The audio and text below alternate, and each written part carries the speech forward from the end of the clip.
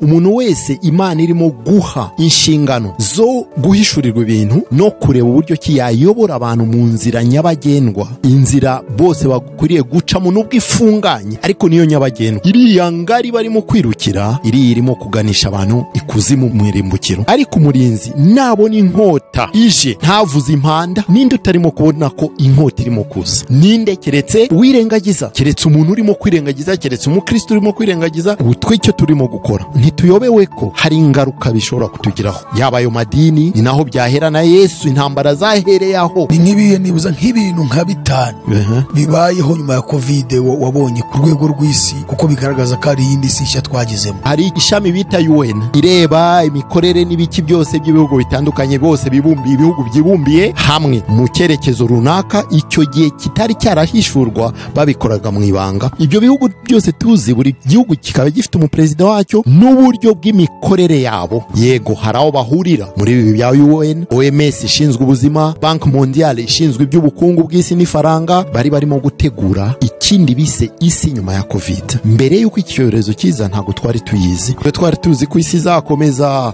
mpaka Yesu aje iherezo rikaba. Ariko abakozi ba Satani siko bari babipanze, bo bari bapanze isi ebyiri. Iyo niyo shusho duha isi ya mbere. Noneho isi ya nyuma ya covid sasa baricaye bapanga imigambi yose, bo bita ngo le maître du monde, no kuvuga nibo bakuru b'isi, nibo bayoboye isi, nibo bagenga isi mu nzego zose zishoboka. Biriya murimo kubona sibyo, ibyihishe nyuma nibyo bikomeye. Nimukanure murebe, kuko mu minsi iri imbere ntago ari ibintu bya kera abo ngabo bavuga ngo isi izarangira ntizarangira, bazabibona n'amaso. No kuvuga ko umunyarwanda yaravuze ngo uwanze kumva ntiyanze kubona, amatwi urayafunga ariko amaso azabikwereka. Abo ngabo babivuga batwise abasazi, amabuye, ibitutsi, biki byose. Ariko uyu munsi benshi barabibona ko yari amacenga ya politiki mu rwego rw'isi, barabibona ariko ntibagisubiye inyuma ngo batunganye ibyo batabashe gutunganya. Amafaranga yanyu yose, ibyo nababwiraga bene data mutega amatwi, kuko ibyo barimo gukora byose bizenguruke kuri 2025 kugira ngo ya myaka 5 yanyu isigaye babe bategura ko muri 30 batinze. Bavandimwe mukurikira ubutumwa, birashoboka ko nawe ayo mafaranga uyafite muntuza mu nzu yawe uyu munsi. Tangira utekereze icyo yakoresha, yaguremo ibintu bifatika wenda, kuko nibwo buryo bumwe wenda ushora. Mwaka washize mu kiganiro basohoye bavuga ngo mu Gatatu abantu ngo bazatangira gupfa ari benshi. Yes. Iyo witegereje ubona hari impfu ziriho abantu bari gupfa. Mu Rwanda yose urabibona hari abapfa, abantu barimo gupfa. Bya biterwa n'iki? Ni urukingo rwa covid cyangwa ni izi ndwara nyine tuba turi kubaza ibyo? Hari urubuga rumwe njyaho narugiyeho ndi Burayi, rurebamo abaganga n'abakora mu bitaro bari mu bihugu Amerika, Canada, Ubwongereza, Ubufaransa, Ububirigi. Muvandimwe ubona report bashyiraho buri munsi, abantu bari gupfa. Biteye agahinda n'umubabaro mwinshi cyane. Ubutinganyi bureze mu gihugu. Nta mushumba ushobora guhaguruka igitondo kimwe ajye muri parlement avuga ati ibi bintu murimo gukora sibyo, ajye muri Sena avuge ngo sibyo. Bafata urugendo bajye muri parlement avuga bati ibi bintu murimo gukurura umuvumo w'Imana ku isi, mugiye gukubitwa n'ishyano. Barahazi ikibazo gikomeye, barariye, barubatse ibizu, ibyo byose barabibitse kugira ngo batabibambura. Nuhaguruka ukajya muri parlement ejo barakwambura icyangombwa, yanda yawe iragabanukira bigiye. Icyo nicyo barimo kurengera. Ejo bundi mu nama ya mirongo, uriya mugabo Tedros, uriya ukuriye OMS, yavuze ikintu nicaye kuri TV ndimo kucyumva, ndavuga ni Imana, ibi bintu abatuye isi barimo kubyumva. Ariko none tureka abatuye isi, abakristo, abana b'Imana bavutse ubwa kabiri, mwemeye mugakurikira Yesu Kristo mukamwakira nk'umwami n'umukiza w'ubugingo bwanyu. Muzi ijambo ry'Imana. Matayo 24 iri mu mutima, Luka 21 iri mu mutima, Mariko 13 iri mu mutima, igitabo cya Daniel, igitabo cy'ibyahishuwe biri mu mutima. Ibyo byose murabitekerezaho. Yavuze iki? Yavuze ijambo rikomeye, aravuga ngo turasaba amaleta y'isi yose kuduha uburenganzira. Nuko yavuze Tedros, iyi si turimo uyu munsi tumeze nk'imbeba irya umuntu. Murabizi ko iyo irimo kurya amano y'umuntu ngo ikurya iguhuha, ntubyumve nguza kwikanga ibi ni ibiki, ukabona kubera iki irarya igahuha. Barimo kuturya baduhuha. Igitondo kimwe tuzasanga batumaza amano ingwano tutabizi. Bene data, icyo ni kimwe mu bimenyetso bikomeye bitugaragariza ko nyuma ya covid isi barimo kwitunganya bundi bushyashya kugira ngo yasi ya nyuma ya covid isohore. Guhunga icyo kintu, ubutunzi bwawe ntibukiri ubwawe, ubu bwasubiye kwa banyirabwo. Iyi si tubona iyobowe n'imiryango 33. Ibi byose tubona ni ibyabo, twebwe turabajera. Nimubona ibi ngibi muzamenye ko iherezo riri hafi kugera. Azatujyana muri amazu meza yaduteguriye, nitugerayo tuzahora turirimba, tuzaba kumwe na Eliya, tuzaba kumwe na Abrahamu, tuzahora turirimba ushimwe Mwami. Reka tugwisoze kandi tugwifuriza amahoro y'Imana. Shuti mukundwa, wobana natwe kandi ugafata umwanya ugakurikira ubutumwa bwiza butambuka kuri Iron TV, shakiro ry'ubutumwa bwiza bw'Ubwami bw'Imana. Turabasuje mwese mugira amahoro y'Imana. Turasuhuza bari ku mugabane wacu Afrika, abanyarwanda mwese, yaba ari mu Rwanda, diaspora muri bihugu bitandukanye bya Afrika. Turasuhuza bari mu Burayi, turasuhuza bari muri Amerika, turasuhuza bari muri Australia. Mwese Imana ibahe umugisha bari muri Aziya.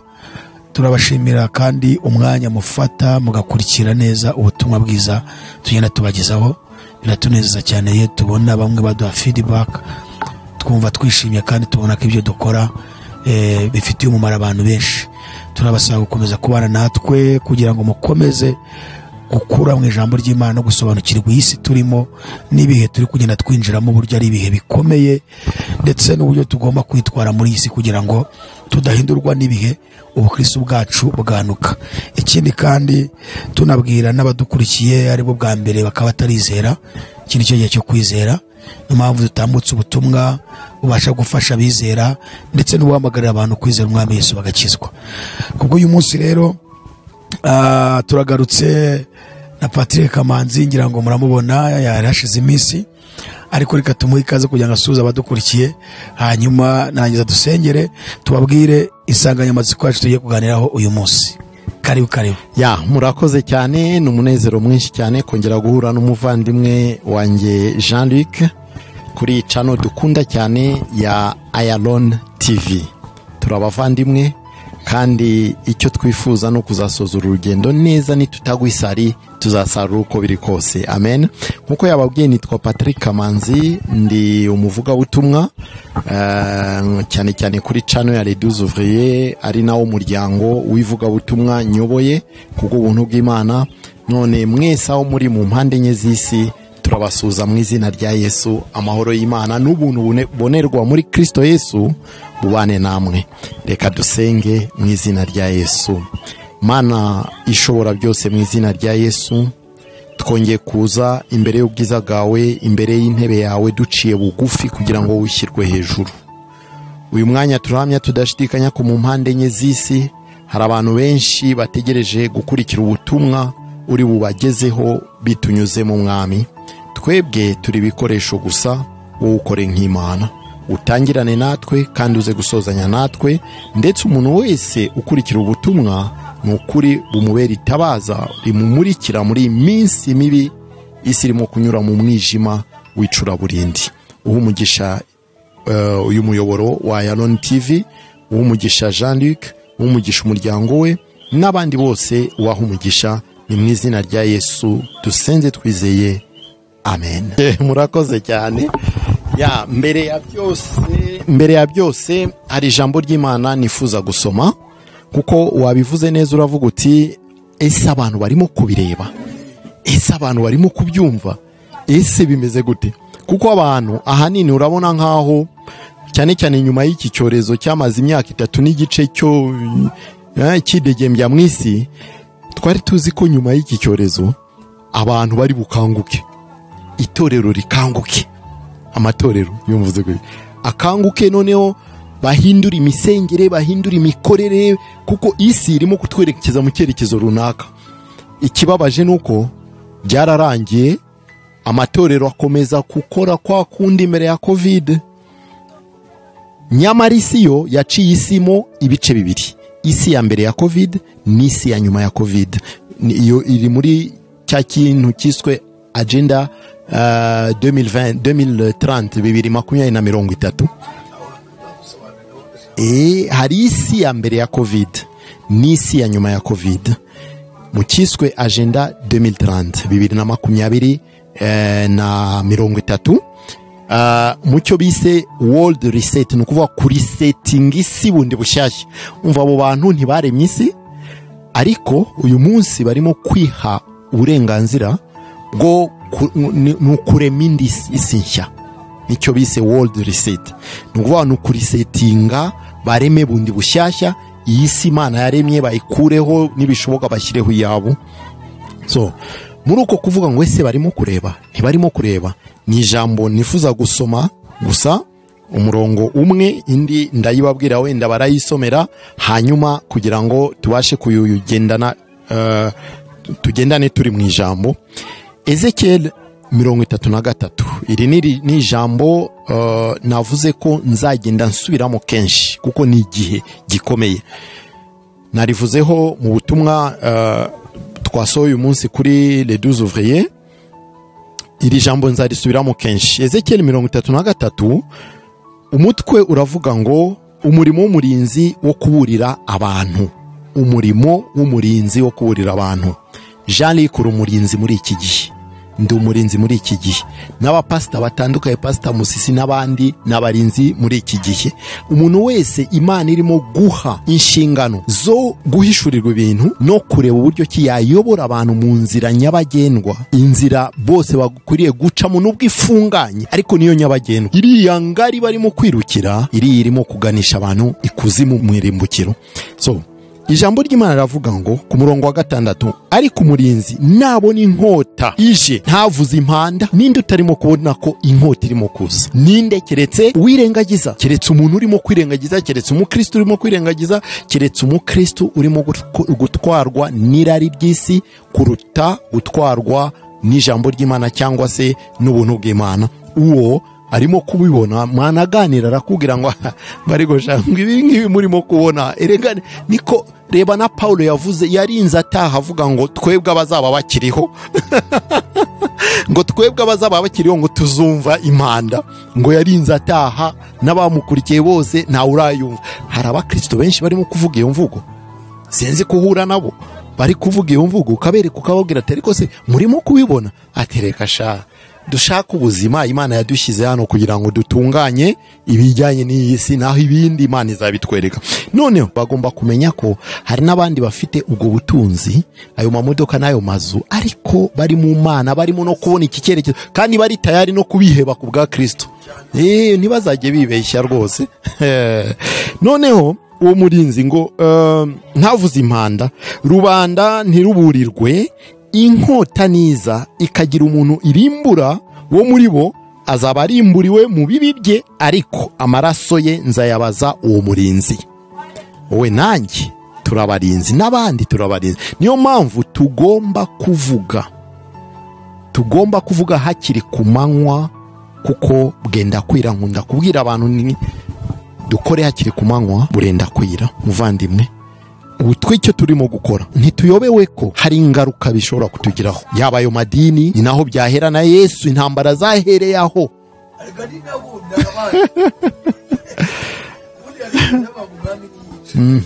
Hica rubanda.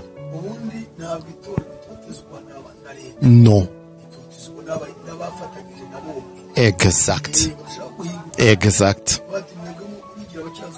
Yes. Yego.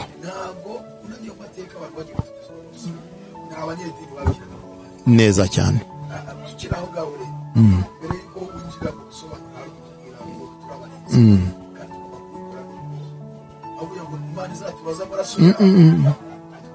Cyane.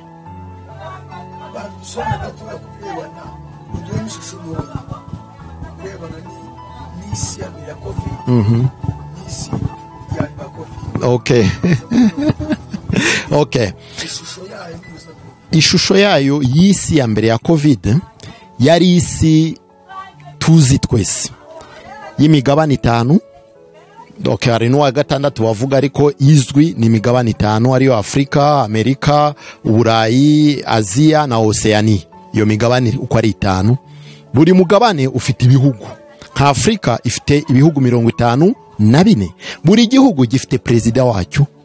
Muri ibyo byose hari ishami bita UN ireba imikorere n'ibiki byose by'ibihugu bitandukanye, bose bibumbiye, ibihugu byibumbiye hamwe mu cyerekezo runaka. Icyo gihe kitari cyarahishurwa, babikoraga mu ibanga. Ibyo bihugu byose tuzi, buri gihugu kikaba gifite umuperezida wacyo n'uburyo bw'imikorere yabo. Yego hari aho bahurira muri ibi bya UN, OMS ishinzwe ubuzima, ntuza Bank Mondial ishinzwe iby'ubukungu bw'isi n'ifaranga. Ibyo byose bikabahuza, ariko buri gihugu kikigenga kigakora uko kibyumva. Yego kiraripotinga iyo ngiyo wampatse ibihugu, ariko bakaba bafite freedom yo gukora. N'umuturage akisanzura, ugakora ibyo ukora, wabona ukabona, utabona ntubone, nuko ukiga bishatse ntiwige. Voilà, iyo nisi ya mbere ya covid yari isi y'ubwigenge, yari isi wishyira ukizana, nisi yasengaga Imana, nisi yakundaga Imana, nisi yakoreraga Imana. Iyo nisi ya mbere ya covid sinabivugaho mu buryo bwose. Nisi yakoreshaga amafaranga, buri gihugu gifite ifaranga ryacyo, ifite systeme y'ubuvuzi bwacyo.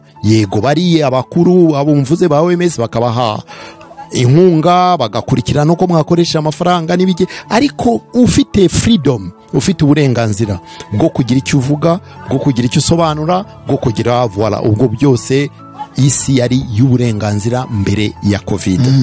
Iyo si noneho mu buryo bwihishwe bari barimo gutegura ikindi bise isi nyuma ya covid. Mbere y'uko icyorezo kiza ntabwo twari tuyizi, twari tuzi ko isi izakomeza mpaka Yesu aje iherezo rikaba, ariko abakozi ba Satani siko bari babipanze. Bo bari bapanze isi ebyiri. Iyo si ya mbere ya covid nabasobanuriye, iyo niyo shusho duhaye isi ya mbere. Noneho isi ya nyuma ya covid sasa baricaye bapanga imigambi yose nkuko abahanga babigaragaza.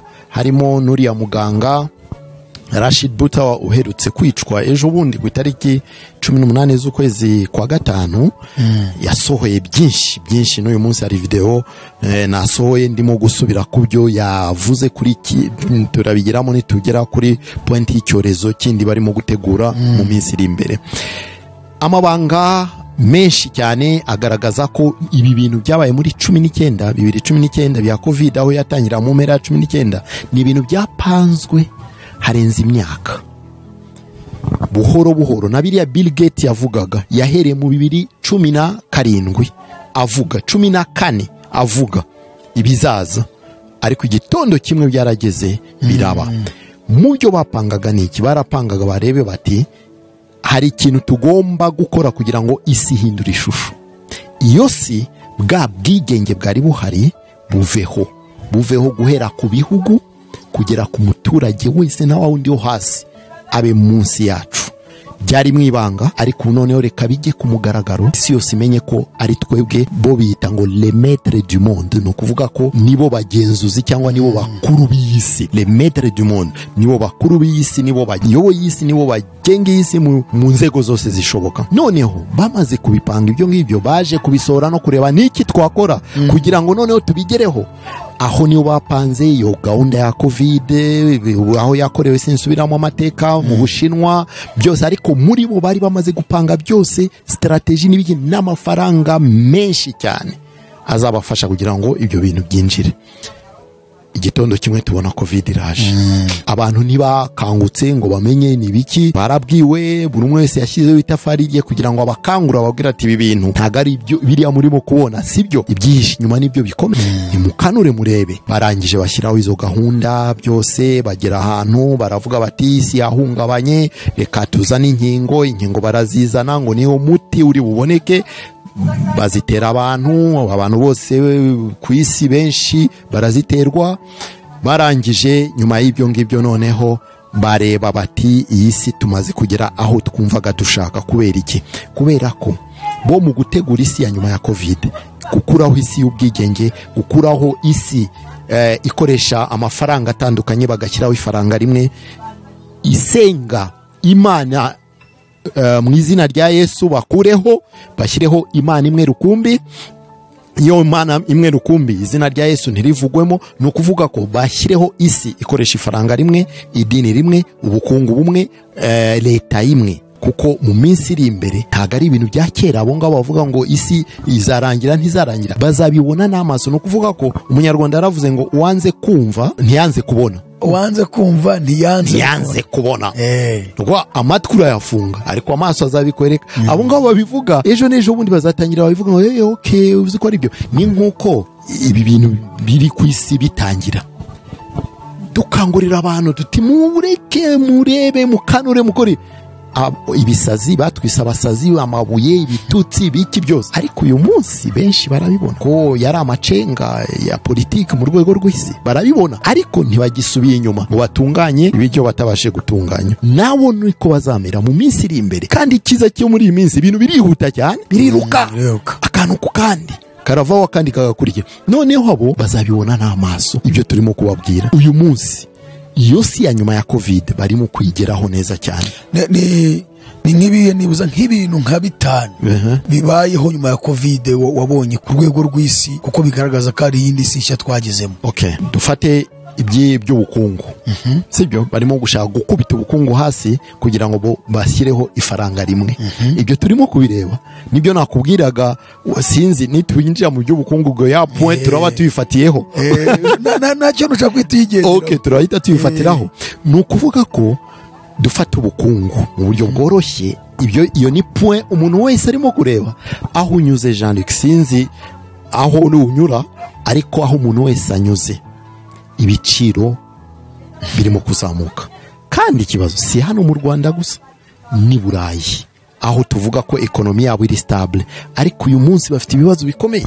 Uraganira n'abantu b'u Burayi bakarira bakavuga bati ibintu birimo kugana he. Icyo kintu cy'ubukungu barimo gukubita hasi kugira ngo bazane ifaranga rimwe. Nari ndimo kuvugana na madamu wanjye mu gitondo, ndamubwira nti turimo kujya mujyana ku kazi, turavuga ati ndamubwira nti sheri, uzi hari banki imwe nkoreramo, uzi ko bitemewe gukurayo amafaranga 200,000. Ati ambo gise nibyo, ati ntago warubi ni nibyo, none se ni ibinyoma. 200,000 nk'ubu muri konti yanjye ngo ngiye kuretira 200,000, ntago byemewe 200,000. Ifo kuretera hejuru ya 200,000, 300 kuzamuka nibwo wagwa inoti. Munsi ya 200 ntibakwemera, bakubwira ngo genda ukoreshe ikoranabuhanga, jya muri momo n'ibiki. Ndabigeraho. Nawe arambwira ati ariko ni wacu nuko, ati twebwe ni 400,000. Iyo uretiye 400, munsi ya 400 baragucajinga. Bo baremera ariko bakagukata amande, bakakuryaho ifaranga. Twebwe ntibemera, 200 kumanuka ntibemera, baragusaba ngo ugende ukoresha ayikoranabuhanga. Bavandimwe mukurikiye ubutumwa, si kera, ni vuba cyane, muzabyumva n'amatwi yanyu, muzabirebesha n'amaso yanyu. Ni ukuvuga ko kuki babikora gutyo, ni ukugira ngo badukuremo ibitekerezo, badutoze hakiri kare gukoresha ifaranga ry'ikoranabuhanga. Barakubwira bati genda ukoreshe momo, genda ukoreshe momo. Momo deja ni ifaranga ry'ikoranabuhanga. Abantu benshi barabona ibintu ni itangiriro. Nitangire kana bivuga ko ari itangiriro ryo kuramuka, ngo nitubona ibyo byose biza. Yesu yaratubwiye muri Matayo 24, ni itangiriro. Ibyo tuzumva imuhazi intambara n'ikiryo, ni itangiriro ryo kuramuka. Nibi ngibi niho barimo kutuganisha.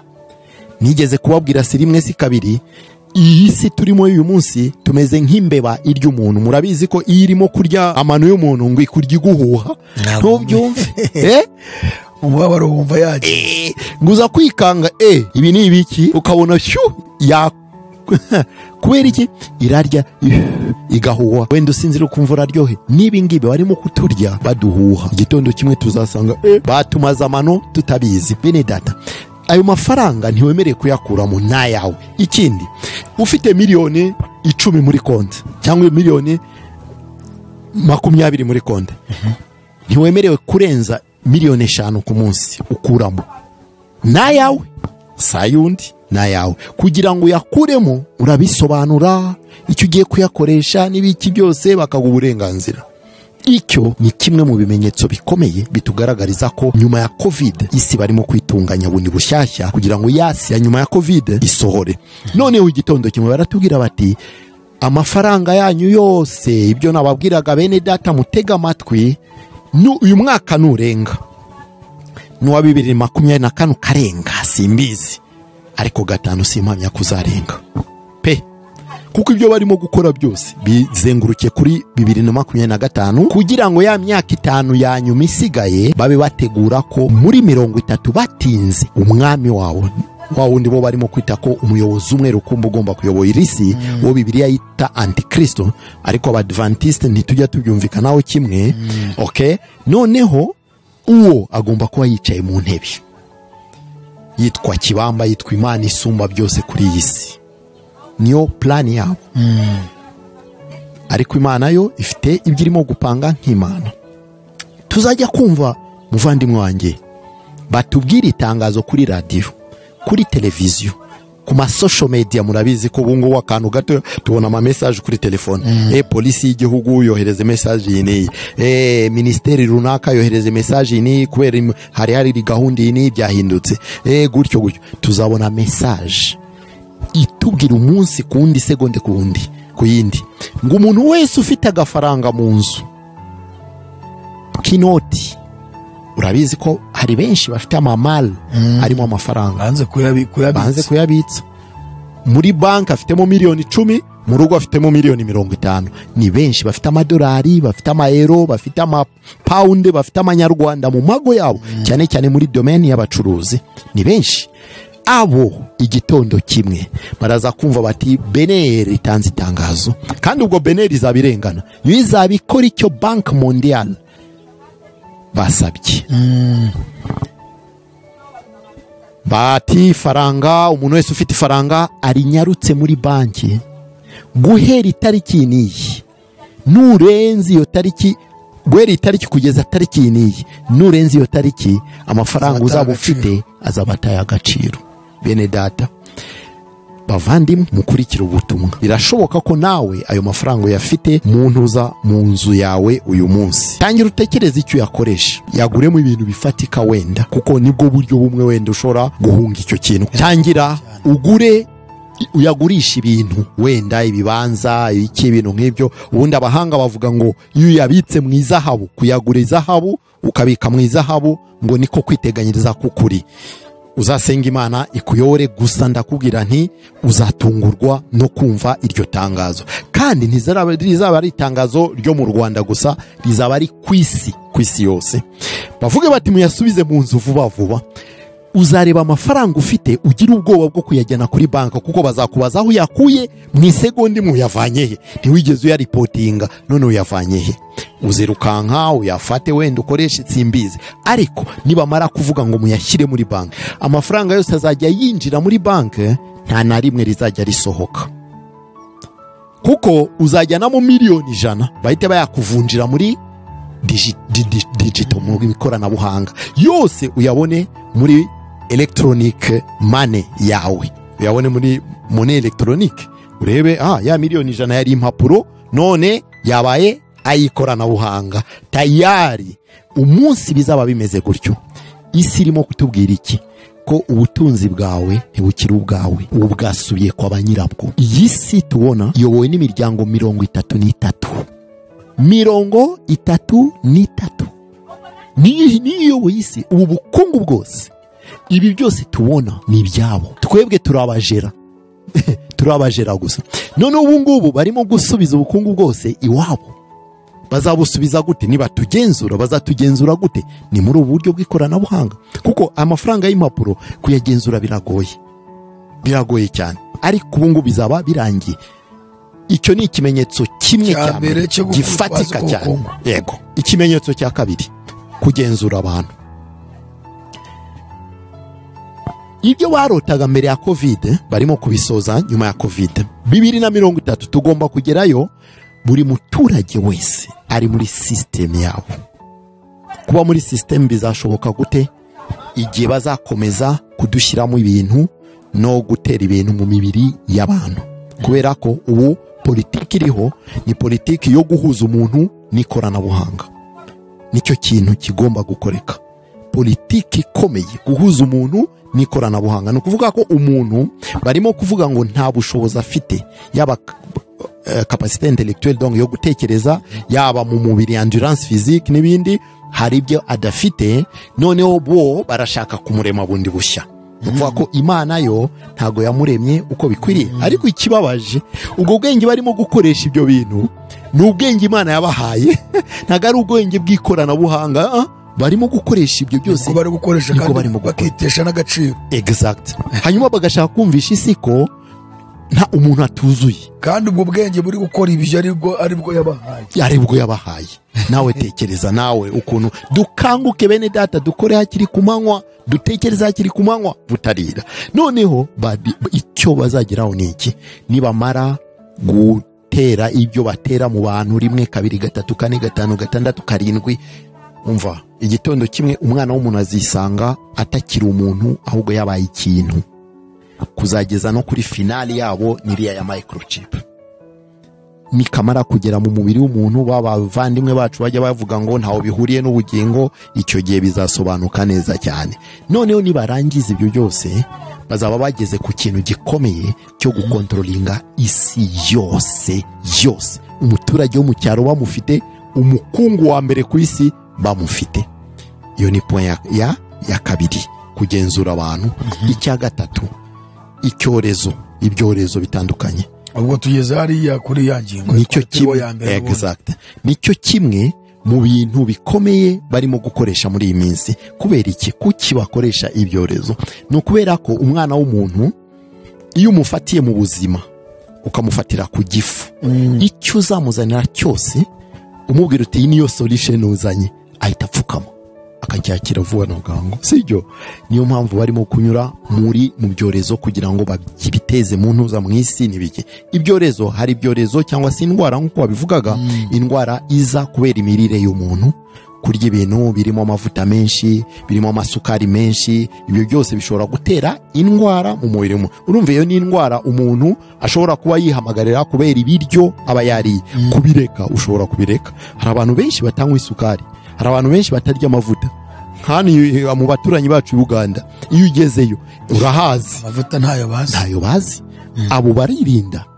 Hano twe turundamo amamesa, tukarundamo ibiki. Iyo ni indwara twikururira. Hari indwara noneho ya weakness y'umubiri y'umuntu, kubera amaseluli y'umuntu, kubera amantikori y'umuntu atabasha gufesinga iyo ndwara. Indwara ikaza yagera mu mubiri igasanga nta basirikare barimo bashobora kuresista gusunika iyo ndwara ngo isubireyo. Icyo gihe indwara ikinjira ishobora gukira cyangwa ikakwica. Iyo ibitewe ko hari indwara yaje itewe n'ikirere, itewe n'iki, byose atari umuntu wayiremye, ari indwara ziriho zirahari. Hanyuma ikaza ikagera mu mubiri wawe igasanga antikoro zawe ntizihangana nayo. Mu gihe runaka wanywa imiti bikagaruka, ukanesha, indwara ikagenda. Byakomeza kunesha ukipfira ukigendera. Sibyo? Indwara ya gatatu ni indwara izanwe n'abantu. Ni nayo ndwara mbi cyane, kuko ni umwana w'umuntu yicara akareba isuku imeze, akamenya aho ari bunyure kugira ngo akora ibintu runaka, hanyuma azana kuzanira umuti akubwira ati iki nicyo gisubizo cya ya ndwara ihari, kugira ngo agere ku migambi. Iyo nizo za ndwara Yesu yavuze muri Matayo 6:24 ku murongo wa 6 n'umurongo wa 7. Tubona ibyorezo, tukabona n'inzara. Sibyo? Aho niho Yesu yatubwiye ati nimubona ibi ngibi muzamenye ko iherezo riri hafi kugera, muzamenye ko ndi hafi kugaruka. Ariko ntibizabura kuba gusa, bizaba ari tangiriro ryo kuramukwa. Muvandimwe, iyo ndwara bene iyo ngiyo iragatsindwa. None iyo witegereje ubona muri iki gihe nk'indwara ziri kuba mu bantu, se zaba zituruka mu zakozwe cyangwa zaturuka mu biryo cyangwa ni mu kunanirwa k'umubiri? Nyinshi zirimo guturuka ubu ngubu mu zakozwe. Ubwo ni muri yasi, ni muri yasi y'icyerekezo cya covid. Ubu reka nk'uhe urugero kugira ngo abantu banabisobanukirwe. Ubu hari ibihugu udashobora guhinga, n'u Rwanda natwe turi mu ndumva, natwe turi muri ibyo bihugu ku isi. Uhereye i Burayi udashobora guhinga ubutaka ngo uteremo ibishyimbo, uteremo ibigori, uteremo ibirayi, udashyize mu ifumbire. Aho turi kumwe bavandimwe mukuri icyo butumwa mwebwe abahinzi borozi mu binyomoze numve aho uherereye mu gihugu icyo ari cyo cyose ubinyomoze.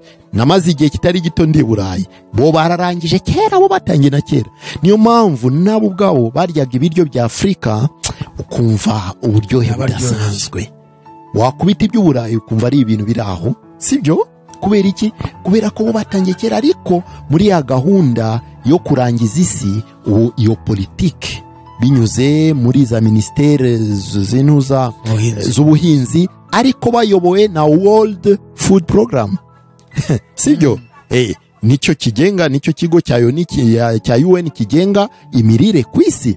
Ni ukuvuga abangaba bahano bo bakora ibivuye iriye, abo mu kindi gihugu bakora ibivuye hariya. Noneho niba nta muntu ugihinga ikirayi mu Ruhengeri hano, hera kubi ugashyiramo bwareraga rwose, ego bwareraga uko Imana yaburemye, nibwo bwari bwiza kandi bwari bufite uburyohe.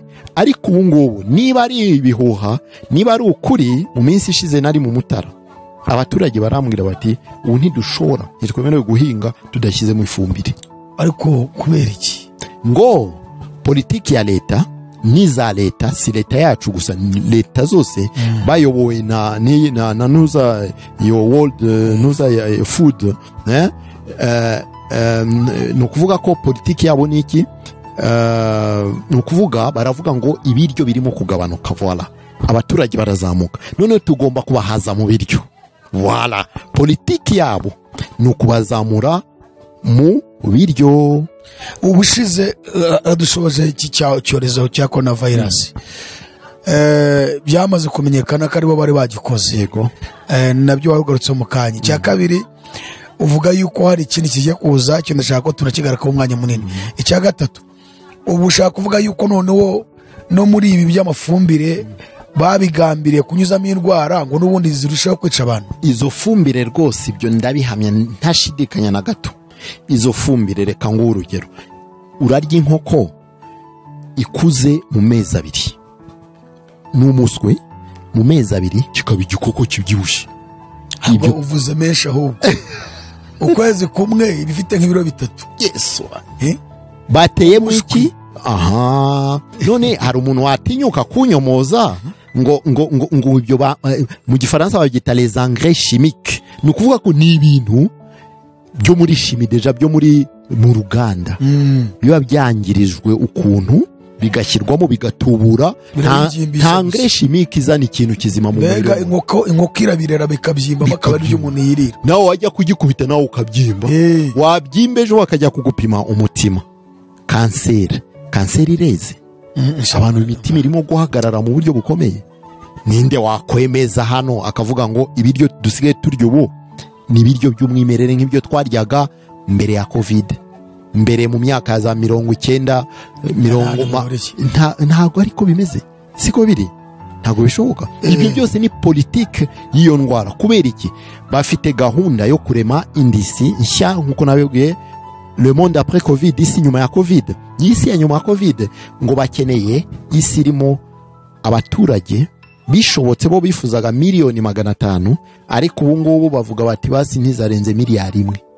Ni ukuvuga ko kuri gahunda ifuko 6 zivaho, ariko mu ikubitiro bo barashaka kubanza kumaraho nka 1/2, ariko zi 3.5 kugira ngo bave ku isi bazavaho gute? Intambara ntiyabamara. Ntago ushobora kuza hano ngo urase Kigali yose uyirangize, ntibishoboka.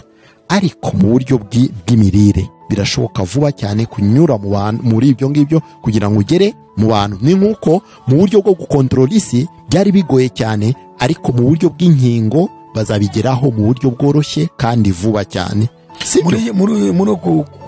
muri kwa gatandatu mwaka washize mu kiganiro basohoye bavuga ngo mu kwa gatandatu wazaba impfunyisha. Uyu witegereje uri kubona impfu, uravuze ngo abantu ngo bazatangira gupfa ari benshi. Iyo witegereje ubona hari impfu ziriho abantu bari gupfa. n'abakurikira ubutumwa babihamya babihamya cyane rwose. Hari urubuga rumwe njyaho gukurikira amakuru narugiyeho ndi Burayi, rurebamo abaganga n'abakora mu bitaro bari mu bihugu Amerika, Canada, Ubwongereza, Ubufaransa, Ububirigi, n'abantu bakora mu bitaro gusa, abaforomo n'abaganga n'abakiya, ibintu nk'ibyo bakora mu bitaro. Muvandimwe ubona report bashyiraho buri munsi, abantu bari gupfa, biteye agahinda n'umubabaro mwinshi cyane. Report bashyiraho buri munsi birababaje cyane, kandi ibyo aya matangazamakuru ntiyabivuga, ntibishoboka. Babikoze babafunga ako kanya, cyangwa babarya ntuzonge kubabona babisi, ntago wamubona. Itangazamakuru ku isi ni iryabo, ntago ryajya kuvuga uyu munsi yuvuze ibitari muri gahunda. Nuko ngukuhura n'ibyo Dr. Rashid yahuye nabyo, sibyo? Nukuvuga ko icyo ni ikintu tugomba gutekerezaho cyane. Mu Rwanda yose urabibona hari abapfa. Nkurikije amakuru apana amakuru abo mbona ku magroup ya WhatsApp n'ibiki, barapfa Jean-Luc, kurenza uko bapfaga mwaka washize. Turimo gushyingura cyane. None se ibyo abantu babivuge, babyivugire, abantu barimo gupfa. Byabiterwa n'iki? Ni rukingo rwa covid cyangwa ni izi ndwara nyine tuba turi kubaza ibyo? Sinabihamya ko ari ruriya rukingo cyangwa se ari indwara cyangwa iki, ariko icyo mpamya ni kimwe, nuko mu rwego rw'isi urwo rukingo rufite uruhare. Urabyumva? Rufitemo uruhare rukomeye, kandi niba ari mu rwego rw'isi, n'u Rwanda turi mu isi, turi igihugu kimwe mu isi. Ni ukuvuga ko natwe, kandi ibyo baduteye nibyo bateye n'abandi, ibyo bateye abanyarwanda nibyo bateye n'abandi, sibyo? Muri programme yabo, muri iyo agenda 2030, ni ukugira ngo bagabanye abaturage, bazajye kugera muri 2030 bafite abaturage bake cyane ku isi, kuko baravuga ngo iyi mihindagurikire y'ikirere, ikiganiro cy'ubutaha aba ari cyo kintu tuzavugaho gusa ubyibuke. Imihindagurikire y'ikirere, chauffement climatique, nzazana fact Imana nitwemerera, sibyo? Kuko ejo sahacu nitwemerera nzazana amafact menshi, mfite file ndende maze gutegura ku bintu bijyanye n'iki kintu barimo kwita imihindagurikire y'ikirere. Imihindagurikire y'ikirere nayo n'indi politike nyuma ya covid tuzayivuganeho yonyine, dusobanura abantu, tubereke aho twavuye, aho tugeze, uburyo ki imyuzure abantu basigaye bayitekinika bakayiplanifia rwose, igasohora ikica abantu. Ubu bushyuhe bafite tekinoloji isigaye yohereza imirasire mu kirere, isi igashyuha. Ni ibintu bikomeye biteye ubwoba.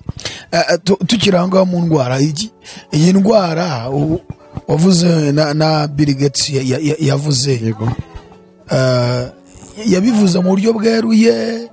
Ese iyi ndwara yaba ari iyindi covid izaza? Ese yaba wenda ari ikindi cyorezo barimo gukereya wenda kizaza kikamara abantu? Okay. Bill Gates abivuga ntago yeruye neza inzira bizacamo, yabo nyimenyesheje ko hari umuriro ugiye kwaka, kandi uwo muriro ni waka, ifoko twiga uburyo ki tuzawuzimya. Uburyo bwo kuyizimya niyo ya tekinike zabo bakabazana ibisubizo, sibyo? Noneho amakuru afatika amwe mu yatumye uriya Dr. Buta Rashid yicwa nuko internet ya 5G n'inkingo bateye mu bantu, kandi bazakomeza gutera mu bantu kuko ntibirarangira, gahunda iracyari ndende. Ibyo nibyo bigiye gukora ishyano ku isi, bibyara ikintu kimeze nk'icyorezo. Barakeka ko gishobora kuba ari nka grippe yindi ikomeye, ariko ntabwo izaba ari icyorezo, izaba ari connection, izaba iri hagati ya izo antene za 5G n'umuntu wese wafashe izo nkingo n'ibindi wenda tutazi ibyo ari byo bazashyira mu bantu mu minsi iri imbere, bijyanye n'ubukungu. Kugira ngo ukoreshe ifaranga rimwe ugomba kuba uri muri system runaka. Ibyo byose nibyo birimo barimo gutegura kuzakora ishyano kuri iyi si. Noneho iyo connection iri hagati ya 5G n'umuntu, ikiremwa muntu, ibyo nibyo gitondo kimwe uzumva ngo haje icyorezo gikomeye. Icyo cyorezo gikomeye kirica abantu mu buryo bukomeye, uburyo ni bumoso mu bihugu bitandukanye. Noneho OMS kiriya kigo gishinzwe iby'ubuvuzi n'indwara ku isi, umuryango mu kinyarwanda OMS, murabyumva namwe, gihaguruke. CDC, hari ikigo cyitwa CDC cyo muri Amerika gishinzwe kwemeza imiti n'ibiki byose ikoreshwa ku isi. Abo bose bahaguruke bavuge bati ibi bintu murabona uko byabaye, murabona ko isi irangiye, noneho igisubizo kindi ngiki turakizanye. Icyo gisubizo kizaba ari cyo gushyiraho finale muri ya gahunda yabo yo gukontrola umwana w'umuntu. Bati nimuze, tega ukuboko gusa, tega agahanga, tega umubiri wawe, hari ibindi tugomba gushyiramo kugira ngo noneho cya cyorezo kimaze abantu kiveho. Bavuge bati twebwe ubu amaleta yose turayasabye kugira ngo tubashe gukontrola, tubashe kubafasha gukemura iki kibazo. Ejo bundi mu nama ya 76 yabereye i Geneve, OMS mu nama yabo ya 76 yahuye na anniversaire yabo, isabukuru yabo y'imyaka 75 OMS imaze kuva yashyirwaho. Uriya mugabo Tedros, uriya ukuriye OMS, yavuze ikintu nicaye kuri TV ndimo kucyumva, ndavuga ni Imana, ibi bintu abatuye isi barimo kubyumva. Ariko none tureka abatuye isi, abakristo, abana b'Imana bavutse ubwa kabiri, mwemeye mugakurikira Yesu Kristo, mukamwakira nk'umwami n'umukiza w'ubugingo bwanyu. Muzi ijambo ry'Imana, Matayo 24 iri mu mutima, Luka 21 iri mu mutima, Mariko 13 iri mu mutima, igitabo cya Daniel, igitabo cy'ibyahishuwe biri mu mutima. Ibyo byose murabitekerezaho. Yavuze iki? Yavuze ijambo rikomeye, aravuga ngo turasaba amaleta y'isi yose kuduha uburenganzira ku buzima bw'abaturage bwabo ngo tubuyobore. Nuko yavuze Tedros, tabanga ririmo biri no kuri YouTube rwose, tubuyobore kabisa, tubuyobore. Kubera ko ngo ari icyorezo gikomeye kigiye kuza, tugomba guhangana nacyo. Bavandimwe, nukuvuga ko Jean-Luc, hari igihe mvuga ibintu nge nkabivuga kubera ko nzi ko nuza kubirwanya nta shingiro uretse urwango, wenda uretse shitani amwinjiriye. Ariko guhaguruka akaza kumbwira ngo Kamanzi urimo kuvuga ibintu bitagomba kuvugwa n'iki kitagomba kuvugwa mu gihe ba nyiri bwite baba babishyize hanze, nawe mbwira, umva ni ikibazo. Nyiri bwite yabishyize hanze, nyiri bwite yabishyize hanze.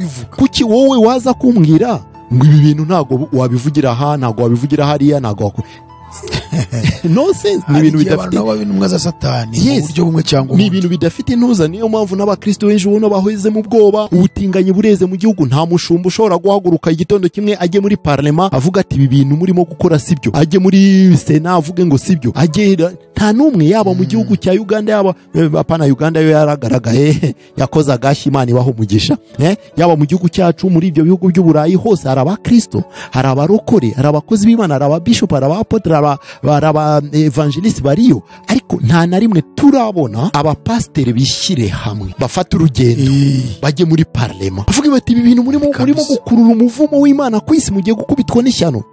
Ninde wabikora? Barahazi, ikibazo gikomeye, barariye, barubatse ibizu, ibyo byose barabibitse kugira ngo batabibambura. Nuhaguruka ukajya muri parlement, ejo barakwambura icyangombwa, yanda yawe iragabanuka irabigiye. Icyo nicyo barimo kurengeraho, kurengera ubutumwa bw'Imana.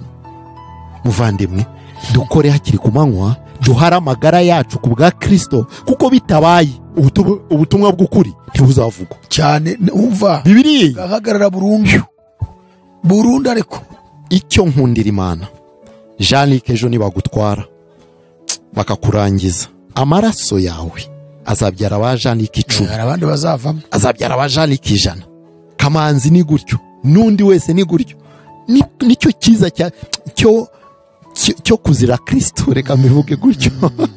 Nta gihombo kirimo, kandi ikindi baba baguhaye inzira nyabagendwa yihuse iguhuza n'umwami wawe.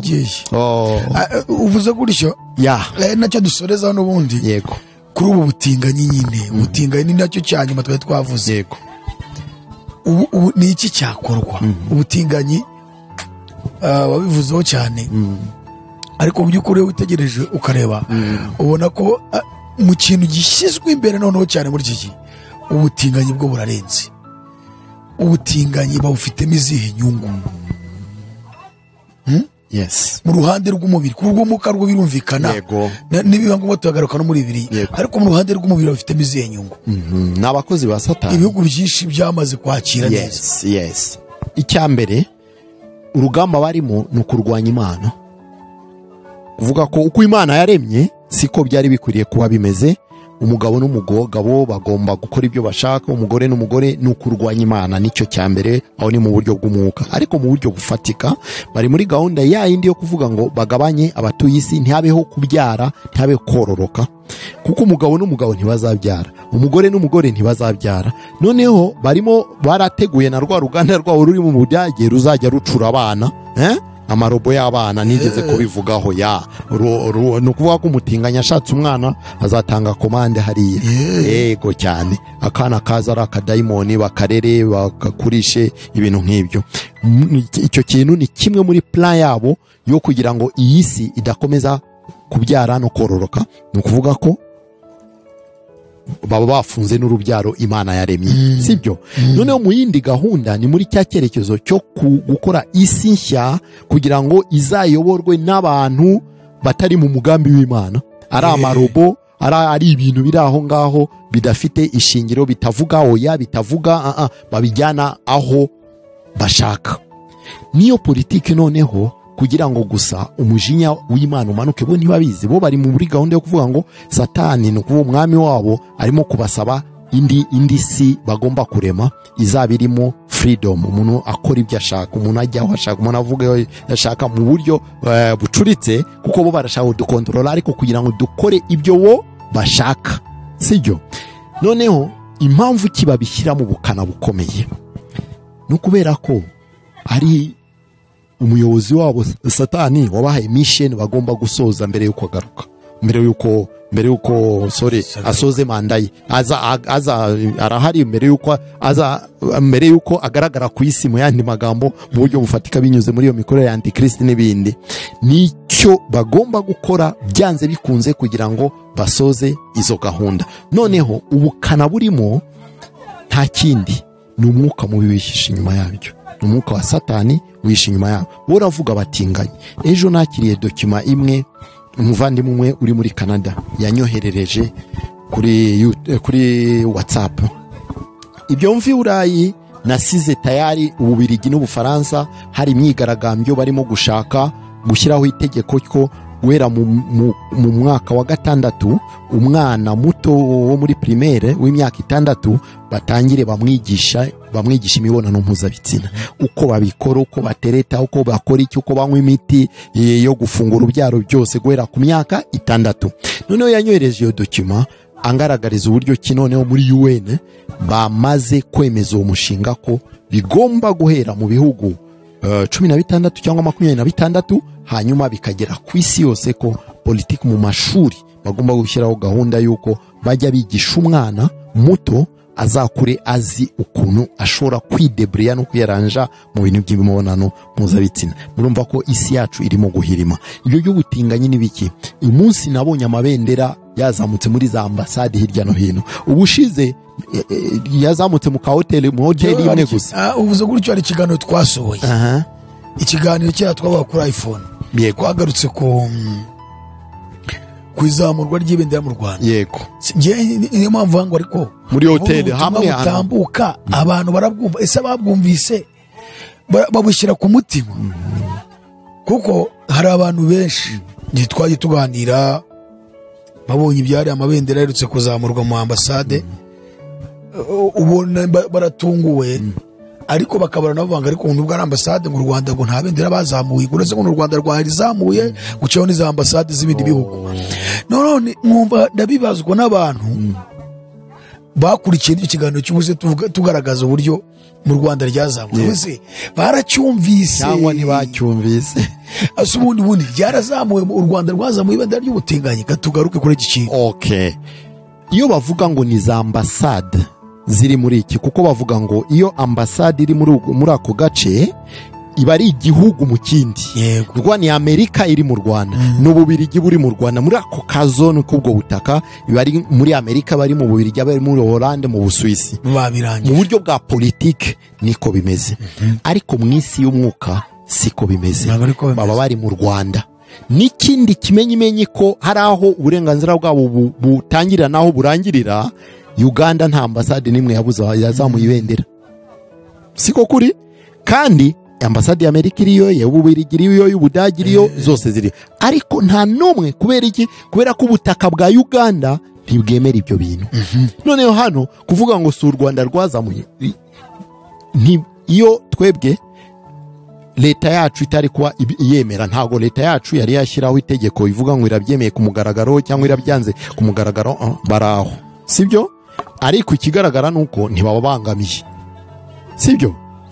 Ndashaka ko tugaruka kuri ryazamuye mugabo ryambere, ryambere ryazamukiye mu Rwanda. Ni ambasade yarizamuye cyangwa ni ambasade y'Ubwongereza ifatanyije n'itsinda ry'abatinganyi, hanyuma na minisitiri umwe wo muri guverinoma yari arimo avuga n'ijambo. No kuvuga ni u Rwanda rwazamuye.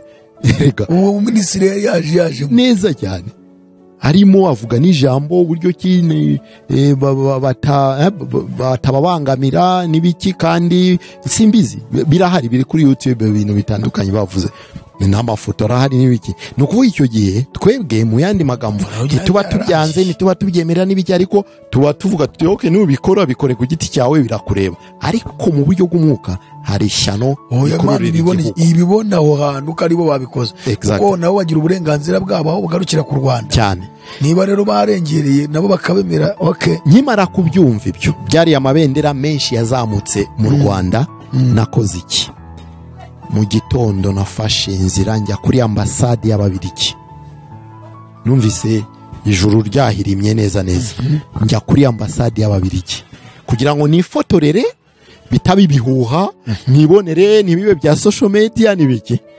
Ngeze kuri ambasade y'Ububiligi, kuko ambasade y'Ububiligi buriya ibarwa nkaho ari ihagarariye ibihugu bya Union Européenne byose mu Rwanda. Na niriya visa za Schengen zose zisabirwa muri ambasade y'Ububiligi. Mu Bubiligi niho hari ikicaro gikuru cya Union Européenne, sibyo? None ndifatira inzira ndagenda njya kuri ambasade kugira ngo nifotorere. Ngezeyo narakererewe. Ngezeyo ndareba mu kirere ndayibura, mbona ibendera ry'Ububiligi n'irya Union Européenne, ry'abatinganyi ntago ryari ririho. Noneho njya ku muryango, nahageze nakererewe, kuko naje mbona amabendera ahari ni y'igihugu cy'Ububiligi n'iya Union Européenne, ariko y'abatinganyi ntago yari ihari. Ndangije njya kuri hafi ya reception, hari abantu baba bahari bakira binjiye. Ndababaza nti se ibendera ryari rimanitse hano riri hehe, barimanitse hehe? Arambwira ngo iri bendera ni ibendera bamanizamuye ejo. Ati ryari ndi ry'abatinganyi. Ndavuga ni ngo barimanuye mu gitondo mu 3:00. Ni umunsi umwe gusa. Yati kubera ko ejo 17 wari umunsi wabo, niyo mpamvu barizamuye mu rwego rw'isi, kubahiriza uburenganzira bwabo. Yego. Ndangije navuga niyo nakererewe. Ati barimanuye mu kanya 3:00. Urumva ko ntibyari ibihuha, amabendera yarazamutse, kandi azamuka ku butaka bwacu. Mu bihugu by'Abarabu nta na hamwe yazamutse, kuko ntibemera ibyo. Kandi muri ibyo bihugu harimo za ambasade za Amerika, z'Ububiligi n'ibindi. Aho niyo tugomba kwivana ibyo bintu mu mutwe, turibeshya cyane. Kuba bararizamuriye ku butaka bw'u Rwanda mu buryo bwa politike, ubwo butaka n'ubwa Amerika, ariko mu buryo fizike ni ubutaka bw'u Rwanda. Mu gusoza tugaruke ucyanyuma kirebana n'intambara. Yego. Intambara ziri mu isi, kandi naho Matayo yarabivuze na Luka hose nk'uko mwari mwabitubwiye. Hari intambara iri hariya mu Burayi. Yego. Imaze igihe kinini cyane, njya mu mwaka urashize, hari urarenze umaze kurenga. Ubu na mwaka n'amezi nka 6 cyangwa 5 gutyo. Umwaka wararenze kera. Ngwiki? Yego. Intambara yatangiye ndibura. Ikibazo gihari, intambara iracyahari cyo ntigihari. Intambara iracyahari, itangazamakuru rigira ibihuha byinshi. Yego, intambara iracyahari. Amakuru buri munsi kenshi cyane ndayakurikira, kuko iriya ntambara mission yayo nigeze kubivugaho, no gukubita ubukungu bw'isi, kuko ibintu byose barimo kuvuga ngo intambara y'Uburusiya na Ukraine, gukubita ubukungu bw'isi. Igitondo kimwe nkuko nababwiye ko mu kwezi kwa 6 uko babivuze, uko program zabo zari zimeze, no kugira ngo impfu zitangire gupfa n'inzara yinjire mu bihugu ku isi. hanyuma bazana igisubizo cyabo cy'iryo faranga rimwe. Nta kuntu bazabikora batanyuze mu kunyeganyeza isi. Hari ijambo rimwe bari abasataniste, bari abakorera satani bavuga ngo ordo ab chaos. Ordo ab chaos ni iki? Mu gifaransa bavuga ngo créer le désordre pour semer l'ordre. No kuvuga ko utera intambara, utera ibibazo kugira ngo muri ibyo bibazo uzazemo nyine uzana amahoro. Kandi ufite izindi nyungu ugendeyemo. Iyo urebye intambara ya mbere y'isi, intambara ya kabiri y'isi niko bimeze. Intambara ya mbere y'isi ni intambara yabayeho nta mpamvu nimwe kuri uriya mwami Ferdinand bishe, nta mpamvu nimwe ariko kubw'inyungu zabo bashaka kwimika ikintu bitaga SDN, Société des Nations, ari nka ishusho rya UN rya mbere iraferinga. Intambara ya kabiri ngo bubake UN, ni nako yavuyemo bubaka UN. Ni ibintu biraho bidafite imbere n'inyuma. Noneho ibyo byose ni intambara y'Uburusiya na Ukraine. Nta handi bari kunyura ifoko banyeganyeza kwanza urufatiro rw'ubukungu ku isi. Biriya bihugu by'Uburayi muzi uko bafatiye runini ekonomi y'isi. None ifoko bayikubita hasi. Nibarangiza kwikubita hasi mu rwego rw'isi, bazana ubukene bwinjire, bazana igisubizo. Intambara iracyahari kandi iracyakomeje rwose pe, kugeza ubwo bazagera ku mugambi wayo, swat bazayihagarika cyangwa se bazayiteza Uburayi bwose. Icyo byeje kubaza ko wakivuze bavuga ngo umwisho kuzanyagira Uburayi bwose, kandi avuga muri uyu mwaka. Yego. Niba ngo baje ngira cyahari. Uravuga ati n'intego no kunyagira Uburayi bwose. Iracyahari kabisa. Intambara iracyahari ku amakuru rwose buri munsi. Barwana mu kiye gihugu muri cya Ukraine baracyarwana. Ukraine yahindutse umuyongo, ibice bimwe na bimwe, ibindi bice biracyahari. Baracyarasa na Ukraine karasa, Uburayi Urusiya bukarasa, nibyo barimo baracyarasana. Ukraine yabaye ahantu hadatuwe mu bice bimwe na bimwe. Benshi baragiye, abandi barapfuye, ariko n'ibindi bice biracyakora neza nta kibazo, ubuzima bukagenda neza. Nikigaragaza ko byose ni politiki nyine, nuko igimaze ibisasu bya kirimbu, ibisasu bya rutura bakwitari, nta Ukraine yari kubikiriho. Ariko babikora gutyo kugira ngo basunike ya minsi yabo igere kucyo bateganyije kugeraho. Igitondo kimwe twumve ngo imyanzuro runaka irafashe, swate intambara irangire, bazaba bamaze kugera, ariko ntizarangira. Ntibishoboka intambara ya Ukraine, kuko niba itakaza ntago bizashoboka ko bagera kucyo bagomba kugeraho. No kuvuga ko bagomba gukora ibishoboka byose kugira ngo iyo ntambara igere kucyo igomba kugeraho. Ntizarangira, bazayikongeza ibihugu, bayikongeze isi, ahasigaye bazatuzanire igisubizo cyabo, kandi kizaba kirimo amategeko akomeye cyane kugira ngo twitabire izo gahunda zijyanye n'ubukungu. Mu gusoza ikiganiro, dukurikije ibintu byose tuvuzeho, yaba ibyorezo by'indwara, ubutinganyi, gukubita hasi ubukungu, inzara, intambara, ni ubuhe butumwa ugeneye isi? Ukurikije bino bintu byose tuvuze, bona aba bagaragu b'umwanzi ba Sekibi bazana mu isi, niwe butumwa ugeneye abantu batarakizwa, niwe butumwa ugeneye abantu bavuga ko bakijijwe, kuko hari abavuga ko bakijijwe ko bareba ko bakijijwe, rimwe na rimwe ugasanga ubutumwa nk'ubu bashaka kubwumva benshi cyane. Hakaba abandi noneho nyine bakijijwe nyagukizwa, babyuka kumva ibintu biteye ubwoba, birabahamura. Niwe butumwa ugeneye isi, ugeneye izo mpande zose. Bavandimwe, mu magambo magufi, reka mpere ku bavandimwe duhuje urugendo muri iyi nzira y'umusaraba igeze ahakomeye kandi intwari nyinshi zirimo kunanirwa. Reka mbabwire, intumwa mu bwenge bwabo bwinshi Imana yari imaze kubaha binyuze muri Yesu Kristo umwami wacu, baregereye Yesu bamubaza ikibazo gikomeye kandi cyiza cyane. Bati, se mwami, tubwire ni ryari ibingibi bizaba, no kurimbuka kwa Yerusalemu kuzaba ryari, ni gute bizagenda? Babaza umwami kugira ngo babashe gusobanukirwa. Aho niho Yesu yabahaye Matayo 24. Ntago birengagije, ntago babitereye mu gutwi ngo bisohoke bijya ahandi. Ako kanya baricaye bumva icyo umwami yababwiye, abaha ibimenyetso by'ibihe, arangije aranababwira uburyo ki bagomba kuzaba maso, kuko biriya byose bitazabura kuba. Namwe bavandimwe, icyo ngusabye aka kanya, ba maso. Ibyavuzwe ntawe uzabikoma mu nkokora n'umwe, bigomba gusohora uko Imana yabiteguye. Bamaso, kurikira ubutumwa, kurikira amakuru aho ageze, senga ubudasiba, korera Imana ugifite ubushobozi n'ubuzima.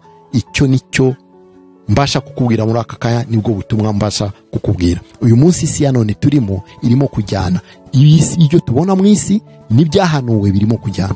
Fungura amaso amanywa na nijoro, kanura ukurikire, Imana izabigufashamo, ntujugunye iyo ngiyo. Nicyo gihe tugezemo. Wowe utaramenya, utarakira Yesu Kristo nk'umwami n'umukiza w'ubugingo bwawe, iki nicyo gihe. Ihana ibyaha gusa, emera ko uri umunyabyaha, usaba Imana imbabazi, uce bugufi.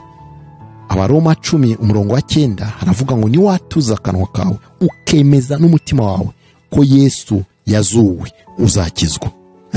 Icyo kintu ni ikintu gikomeye cyane.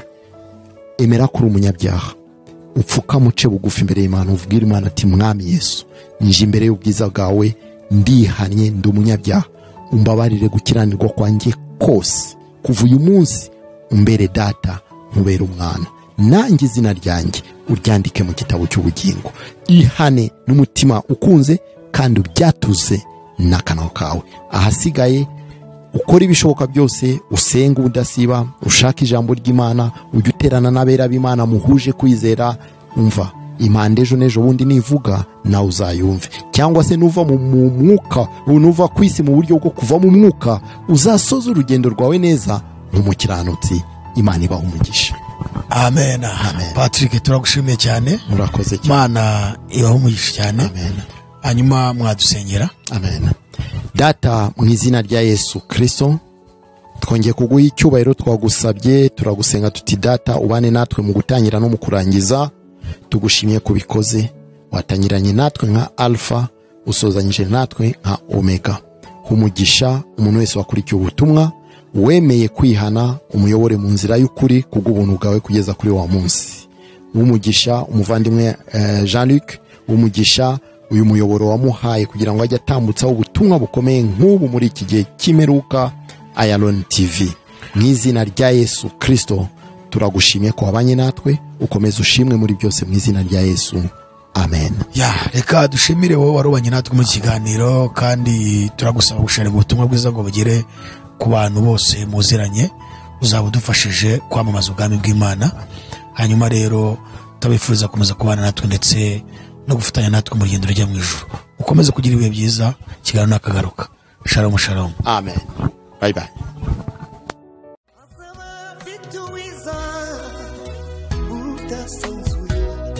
Azaba afite ingororano yo guhema buri wese, guhana n'imirimo yakoreye hano ku isi. Nawe nshuti yanjye aza kwambika ikamba.